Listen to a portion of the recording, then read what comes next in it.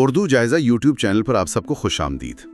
آج ہم ایک ایسے موضوع پر بات کر رہے ہیں جو قدیم تاریخ میں دلچسپی رکھنے والوں کو ہمیشہ اپنی طرف کھینچتا ہے، گمشدہ تہذیبیں۔ جی ہاں، بالکل۔ اور خاص طور پر ہم آج گراہم ہینکوک کے کام کو دیکھ رہے ہیں۔ یہ ایک برطانوی مصنف ہیں جن کے نظریات نے آپ کہہ سکتے ہیں دنیا بھر میں تہلکہ مچا رکھا ہے۔ بالکل، تہلکہ تو مچایا انہوں نے۔ ان کے خیالات لاکھوں لوگوں تک پہنچے ہیں، لیکن علمی حلقوں میں ظاہر ہے کافی بحث بھی چھڑی ہے۔ جی، آج کی جو ہماری گفتگو ہے اس کا بنیادی ذریعہ ایک دستاویز ہے، Graham Hancock complete research PDF۔ اس میں ان کی زندگی، ان کی کتابوں کے جو اہم خیالات ہیں وہ کیا ثبوت پیش کرتے ہیں، اور سب سے اہم کہ سائنس ان دعووں کو کیسے دیکھتی ہے اور ان پر کیا تنقید ہوئی ہے۔ تو ہمارا مقصد صرف یہ بتانا نہیں کہ ہینکوک کیا کہتے ہیں، بلکہ یہ سمجھنا ہے کہ ان دعووں کی بنیاد کیا ہے اور مروجہ جو سائنسی سوچ ہے وہ کیا کہتی ہے۔ صحیح۔ تو چلیے اس دلچسپ موضوع کی گہرائی میں اترتے ہیں۔ اچھا، سب سے پہلے تو یہ کہ گراہم ہینکوک ہیں کون، ان کا پس منظر کیا ہے؟ جی، وہ 1950 میں اسکاٹ لینڈ میں پیدا ہوئے۔ ڈرہم یونیورسٹی سے سوشیولوجی میں وہ بھی فرسٹ کلاس آنرز کے ساتھ تعلیم مکمل کی۔ اچھا۔ اور پھر ایک کامیاب صحافی کے طور پر کام کیا، بڑے برطانوی اخبارات کے لیے اور دی اکانومسٹ کے لیے مشرقی افریقہ کے نمائندے بھی رہے۔ تو صحافت سے آئے ہیں وہ؟ بالکل، اور یہ صحافتی پس منظر اہم ہے۔ ان کی تحقیق اور جو کہانی سنانے کا انداز ہے اس میں یہ چیز نظر آتی ہے، لیکن ان کی اصل پہچان تب بنی جب انہوں نے صحافت چھوڑی اور کیا کہتے ہیں متبادل تاریخ، آلٹرنیٹیو ہسٹری کے میدان میں آئے۔ ان کا سفر بھی کافی دلچسپ ہے۔ 1989 میں کتاب آئی لارڈز آف پاورٹی، جو بین الاقوامی امدادی اداروں پر تنقید تھی۔ پھر 92 میں دا سائن اینڈ دا سیل، وہ عہد نامہ کے صندوق والی؟ جی بالکل، آرک آف دا کووننٹ کی تلاش پر تھی۔ لیکن اصل شہرت تو میرے حال میں finger prints of the God سے ملی ہے نا، 1995 میں۔ یقیناً finger prints of the God's نے تو انہیں عالمی سطح پر مشہور کر دیا۔ اس کتاب کا جو مرکزی خیال تھا وہ یہ تھا کہ پچھلے برفانی دور میں ایک بہت ہی ترقی یافتہ تہذیب تھی جو اب گم ہو چکی ہے، گمشدہ تہذیب۔ جی، اور اس کے نقوش قدم ان کے بقول دنیا بھر کی قدیم یادگاروں اور کہانیوں میں ملتے ہیں۔ اچھا۔ اس کے بعد تو ان کے کام میں یہ گمشدہ تہذیب والا نظریہ ہی مرکزی حیثیت اختیار کر گیا۔ ہاں، وہ میجیشنز آف دا گاڈز بھی تو اسی سلسلے میں تھی، 2015 والی۔ بالکل، وہ فنگر پرنٹس کا ہی تسلسل تھا۔ اس میں انہوں نے اس تہذیب کی تباہی کو ینگر ڈرائس سے جوڑا۔ ینگر ڈرائس، یہ وہ قدیم موسمیاتی تباہی والا واقعہ ہے؟ جی ہاں، تقریباً 12,800 سال پہلے۔ اور ہینکوک کا ماننا ہے کہ یہ ممکنہ طور پر کسی دمدار ستارے کے ٹکرانے سے ہوا۔ اور پھر امریکہ بیفور بھی آئی 2019 میں۔ جی، اس میں انہوں نے یہ نظریہ پیش کیا کہ امریکہ میں جو کلووس ثقافت تھی اس سے بھی پہلے ترقی یافتہ انسانی معاشرے تھے۔ ٹھیک ہے، تو اگر ہم ان کے بنیادی نظریات کا خلاصہ کریں تو کیا بنتا ہے؟ ایک گمشدہ ترقی یافتہ برفانی دور کی تہذیب، جی، جو کسی بڑی تباہی جیسے ینگر ڈرائس میں ختم ہو گئی، ہاں، اور اس کی یادیں پرانی کہانیوں اور یادگاروں میں ملتی ہیں۔ بنیادی طور پر یہی ہے، اور اس کے ساتھ وہ یہ بھی دلیل دیتے ہیں کہ بہت سی مشہور قدیم یادگاریں جیسے مصر کے اہرام ہیں یا ابو لاہول ہیں، اسفنکس، جی اسفنکس، وہ مروجہ تاریخ سے کہیں زیادہ پرانی ہے۔ وہ ابو لاہول کی تاریخ تقریباً 10,500 قبل مسیح بتاتے ہیں۔ 10,500 قبل مسیح؟ جی، اور وہ دنیا بھر میں سمندر کے نیچے جو ممکنہ کھنڈرات ملتے ہیں انہیں بھی اسی گمشدہ تہذیب کا ثبوت سمجھتے ہیں۔ اچھا، جو سمندر کی سطح بلند ہونے سے ڈوب گئے۔ بالکل، اور ایک اور بات وہ یہ بھی مانتے ہیں کہ شامنزم، یعنی وہ جو روحانی سفر وغیرہ ہوتے ہیں اور بدلی بھی شعوری حالتیں، انہوں نے انسانی ثقافت کی ترقی میں اہم کردار ادا کیا۔ یہ سب ملا کر تو ایک بہت ہی کیا کہیں پرکشش تصویر بنتی ہے، ایک بھولی بسری عظیم تہذیب۔ بڑا رومانوی خیال ہے۔ جی ہاں، بالکل۔ لیکن اب آتے ہیں اصل سوال پر، سائنس کیا کہتی ہے؟ یہ دعوے سائنسی شواہد کی کسوٹی پر کیسے پورے اترتے ہیں؟ یہاں آ کر بات واقعی دلچسپ ہو جاتی ہے۔ جی، یہیں پر اصل بحث شروع ہوتی ہے۔ دیکھیں، ان کے کچھ خیالات ایسے ہیں جو تھوڑا بہت سائنسی دریافتوں سے جڑتے ہیں، لیکن کچھ ایسے ہیں جنہیں سائنسی برادری میں آپ کہہ لیں تقریباً کوئی حمایت حاصل نہیں۔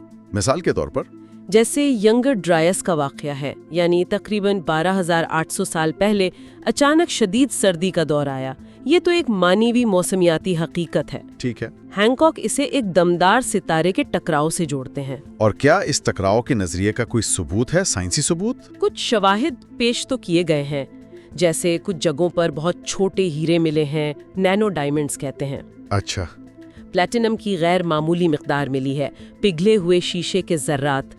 کچھ حالیہ تحقیق جیسے 2025 میں بفن بے کی برف کی تہہ کا تجزیہ ہوا، اس سے بھی اس خیال کو تھوڑی تقویت ملی ہے۔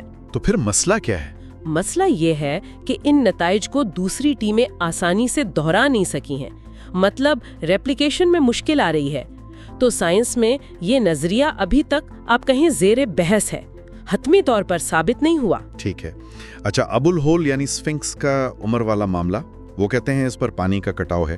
جی، ان کا دعویٰ ہے کہ اس پر جو کٹاؤ ہے وہ بارش کے پانی کا ہے، اور اس کا مطلب یہ ہوا کہ اسے تب بنایا گیا ہوگا جب صحرائے صحارا میں زیادہ بارشیں ہوتی تھیں، یعنی برفانی دور کے خاتمے کے قریب، تقریباً 10,500 قبل مسیح۔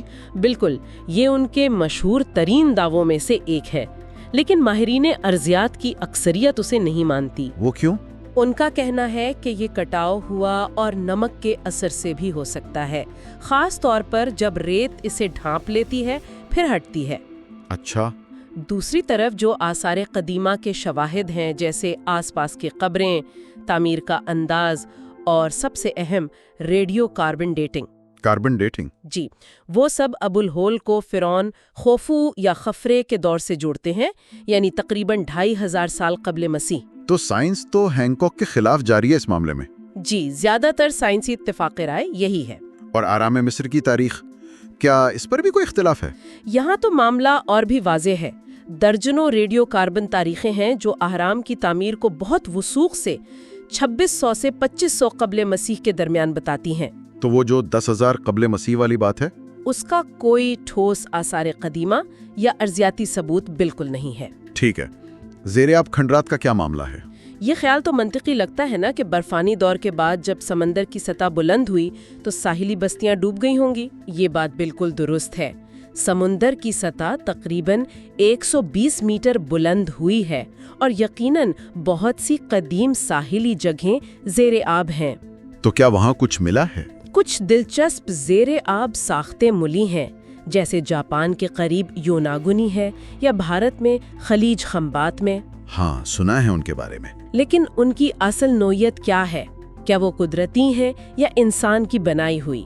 اور اگر انسان کی بنائی ہوئی ہیں تو کتنی پرانی ہیں؟ کس قسم کی بستیاں تھیں؟ یہ سب باتیں ابھی تک متنازع ہیں۔ تو یہ ثابت نہیں ہوا کہ وہ ترقی یافتہ شہر تھے؟ نہیں، جیسا ہینکوک کہتے ہیں ویسا ثابت کرنا ابھی تک ممکن نہیں ہوا۔ آخر میں امریکہ میں کلووس سے پہلے کی تہذیب، یہ تو اب سائنس بھی کہتی ہے کہ انسان وہاں 13,000 سال پہلے سے بھی پہلے موجود تھے۔ جی ہاں، یہ ایک ایسا شعبہ ہے جہاں پچھلے کچھ دہائیوں میں سائنس کی سمجھ واقعی بدلی ہے۔ اب ہمارے پاس 14,500 سال بلکہ 20,000 سال سے بھی پرانے مقامات کے ثبوت ہیں۔ تو اس میں ہینکوک صحیح تھے؟ بات یہ ہے کہ ہینکوک صرف موجودگی کی بات نہیں کرتے، وہ ایک ترقی یافتہ تہذیب کی بات کرتے ہیں۔ اچھا۔ اور اس ترقی یافتہ ہونے کے ثبوت، جیسے کوئی بڑی یادگاریں ہوں، دھات کا کام ہو یا تحریر ہو، وہ ان قدیم ترین جگہوں سے نہیں ملتے۔ تو ہاں، انسان پہلے موجود تھے، یہ ثابت ہے، لیکن ترقی یافتہ تہذیب والا نظریہ وہ نہیں۔ تو مجموعی طور پر دیکھیں تو تصویر کافی ملی جلی سی ہے۔ کچھ باتیں جیسے ینگر ڈرائس کا واقعہ، سمندر کی سطح کا بلند ہونا، امریکہ میں پرانے انسان، یہ تو حقیقی سائنسی دریافتوں سے جڑی ہیں۔ جی، لیکن ہینکوک اکثر ان سے بہت بڑے نتیجے نکال لیتے ہیں جن کے لیے ٹھوس ثبوت نہیں ہوتے، خاص طور پر وہ جو ایک عالمی ترقی یافتہ برفانی دور کی تہذیب والی بات ہے۔ بالکل، اور یہی وجہ ہے کہ انہیں تعلیمی برادری کی طرف سے شدید تنقید کا سامنا ہے۔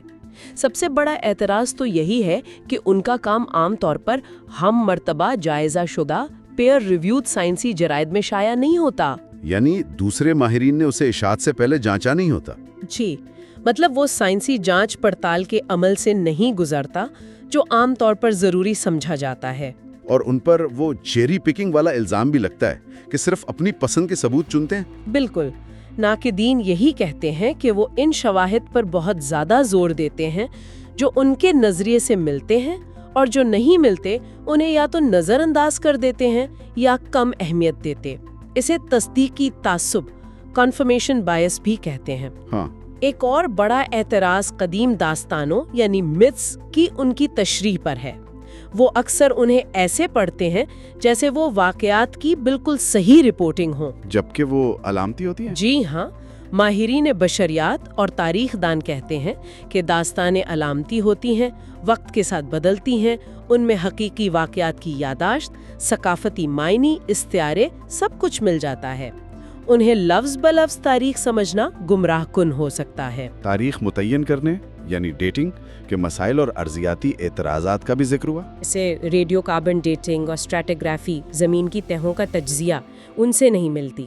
اسی طرح ابو الہول پر پانی کے کٹاؤ کی جو ان کی وضاحت ہے، اس پر بھی ارضیاتی ماہرین متفق نہیں۔ ایک اور نقطہ وہ مقامی باشندوں والا تھا، وہ کیا تھا؟ ہاں، یہ ایک حساس معاملہ ہے۔ کچھ مقامی گروہوں اور ماہرین نے یہ فکر ظاہر کی ہے کہ یہ جو نظریہ ہے نا کہ گمشدہ بیرونی تہذیب تھی جو دنیا بھر میں علم لائی، یہ مقامی ثقافتوں کی اہمیت کم کرتا ہے۔ بالکل، یہ تاثر دیتا ہے کہ جیسے قدیم مصری یا مایا یا انکا وہ خود عظیم یادگاریں بنانے یا فلکیات کا علم رکھنے کے قابل نہیں تھے، بلکہ یہ سب کچھ کسی باہر کی گمشدہ نسل نے انہیں سکھایا۔ تو یہ ایک پیچیدہ بحث ہے کہ ہم ماضی کو کیسے بیان کرتے ہیں اور کس کی کامیابیوں کو تسلیم کرتے ہیں۔ یہ سب تنقیدیں اپنی جگہ بہت اہم ہیں، لیکن کیا اس کا مطلب یہ ہے کہ ہینکاک کے کام میں کوئی خوبی ہی نہیں؟ کیا وہ کچھ حقیقی سوالات یا مسائل کی طرف توجہ نہیں دلاتے؟ یہ ایک حقیقت ہے۔ اور دنیا بھر میں سیلاب کی داستانیں؟ بالکل، یہ ممکن ہے کہ یہ برفانی دور کے آخر میں جو حقیقی ماحولیاتی تبدیلیاں ہوئیں، گلیشیئرز پگھلے، سمندر چڑھے، ان کی یادیں ہوں۔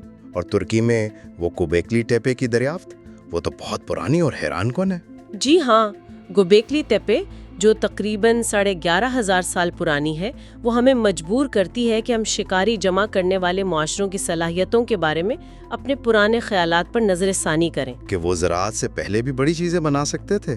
بالکل، اسی طرح آرکیو ایسٹرونومی یعنی قدیم لوگ آسمان کو کیسے سمجھتے تھے، یا ینگر ڈرائس کے اثرات کی تحقیق، یہ سب سائنس کے حقیقی اور اہم شعبے ہیں، اور ہینکوک نے ان موضوعات میں عوامی دلچسپی پیدا کرنے میں یقیناً کردار ادا کیا ہے۔ تو اگر ہم قابل قبولیت یعنی پلازیبلٹی کے لحاظ سے دیکھیں تو کون سے دعوے زیادہ وزن رکھتے ہیں اور کون سے کمزور ہیں؟ دیکھیں، زیادہ قابل قبول پہلوؤں میں یہ شامل ہے کہ ہاں، ینگر ڈرائس ایک حقیقی موسمیاتی واقعہ تھا۔ سمندر کی سطح میں بہت زیادہ اضافہ ہوا جس نے قدیم ساحلی علاقوں کو یقیناً متاثر کیا۔ قدیم داستانیں حقیقی قدرتی آفات کی بازگشت ہو سکتی ہیں، اور گوبیکلی ٹیپے جیسے مقامات واقعی ابتدائی انسانی معاشروں کی غیر متوقع پیچیدگی دکھاتے ہیں۔ ٹھیک ہے، اور کم قابل قبول؟ کمزور یا کم قابل قبول دعووں میں یہ آتا ہے کہ ایک واحد عالمی تکنیکی طور پر بہت ترقی یافتہ برفانی دور کی تہذیب تھی جس نے ساری بعد کی تہذیبوں کو علم دیا، یا مشہور یادگاروں جیسے ابو الہول یا اہرام کی تاریخ کو ہزاروں سال پیچھے 10,000 قبل مسیح یا اس سے بھی پہلے لے جانا، اور داستانوں کو لفظی تاریخ سمجھنا۔ جی، اور قدیم داستانوں کو دمکٹ کے ٹکراؤ یا خاص فلکیاتی واقعات کا بالکل لفظ بلفظ تاریخی ریکارڈ سمجھنا۔ مسئلہ اکثر یہ ہوتا ہے کہ ہینکاک ایک مانی ہوئی حقیقت جیسے سمندر کی سطح کا بلند ہونا اسے لیتے ہیں اور اس پر بہت بڑی قیاس آرائیاں کھڑی کر دیتے ہیں جن کے لیے براہ راست ثبوت کم ہوتے ہیں۔ ان تمام بحثوں اور تنقیدوں کے باوجود ان کا اثر و رسوخ تو بہت زیادہ ہے۔ لاکھوں کتابیں بکی ہے، وہ نیٹ فلکس سیریز کروڑوں لوگوں نے دیکھی۔ بلا شبہ عوامی سطح پر وہ بہت مقبول ہے، بہت بااثر ہیں۔ جو لوگ قدیم اسرار اور متبادل تاریخ میں دلچسپی رکھتے ہیں ان کے لیے وہ ایک اہم شخصیت ہے۔ لیکن تعلیمی حلقوں میں بالکل الٹ معاملہ ہے۔ جی، جیسا ہم نے دیکھا وہاں شدید مزاحمت ہے، تنقید ہے۔ ماہرین آثار قدیمہ اور تاریخ دان اکثر ان کے طریقوں اور نتائج کو سیوڈو سائنسی یعنی جھوٹی سائنس کہتے ہیں۔ यानी साइंस जैसी लगती है पर है नहीं। बिल्कुल। वो नेटफ्लिक्स सीरीज एंशंट अपोकलिप्स पर खास तौर पर यह तनकीद हुई कि उसने आसारे कदीमा के माहिरीन को ऐसे दिखाया जैसे वो जानबूझकर सच्चाई छुपा रहे हों। तो आखिर में हम कहाँ खड़े हैं? एक तरफ हैनकॉक की वो गुमशुदा तहजीबों, कदीम हिकमत और आलमी तबाहियों की बहुत दिलचस्प पुरकशिश कहानियां हैं जो हमारे तखय्युल को भड़काती हैं। जी, और दूसरी तरफ साइंसी तरीक़ेकार है जो ठोस काबिल तस्दीक सबूत मांगता है, मोहतात तज्जिया करता है, हम मर्तबा जायजा लेता है। यही बुनियादी कशमकश है। शायद सबसे अहम सबक ये है कि हम उन सवालात की कदर करें जो हैनकॉक जैसे लोग उठाते हैं। हमारे माजी के बारे में हमारे इल्म में वाकई बहुत से खला हैं। कदीम इंसानों की सलाहियतें शायद हमारी तवक्को से ज्यादा थीं। इन सवालात पर गौर करना, तहकीक करना, खुले जहन से सोचना ज़रूरी है, चाहे हम हैनकॉक के पेश करदा जो ख़ास जवाबात हैं इनसे मुत्तफ़िक ना हों या उन्हें साइंसी तौर पर ठीक ना समझें। और कोई आखिरी सोच जो सुनने वालों के लिए हो? शायद ये कि असल कदर किसी एक गुमशुदा तहजीब को ढूंढ निकालने के जुनून में नहीं है, तो फिर किस में है? बल्कि इस बात को तस्लीम करने में है कि हमारी इंसानी तारीख का कितना बड़ा हिस्सा, ख़ास तौर पर वो जो साहिलों पर आबाद था और समंदर की सतह बुलंद होने से मिट गया, वो वाकई हमारे लिए गुमशुदा है या बहुत कम समझा गया है। ये एक अहम नुक्ता है। ये एहसास हमें आजिज़ी सिखाता है, साइंस के लिए नए रास्ते खोलता है और साथ ही हमारे आबाओ अजदाद की जो मुमकिना अभी तक नामालूम सलाहियतें हैं उनके बारे में सोचने की गुंजाइश भी पैदा करता है। ये उन खला को तस्लीम करता है जिन्हें हैनकॉक जैसे लोग पुर करने की कोशिश करते हैं, चाहे उनके तरीके और नताइज मुतनाज़ा ही क्यों ना हों। ये वाकई एक अहम बात है। ग्रैहम हैनकॉक के इस पेचीदा और मुतनाज़ा काम के तफसीली जायजे में हमारे साथ शामिल होने के लिए उर्दू जायजा के तमाम नाजरीन का बहुत शुक्रिया।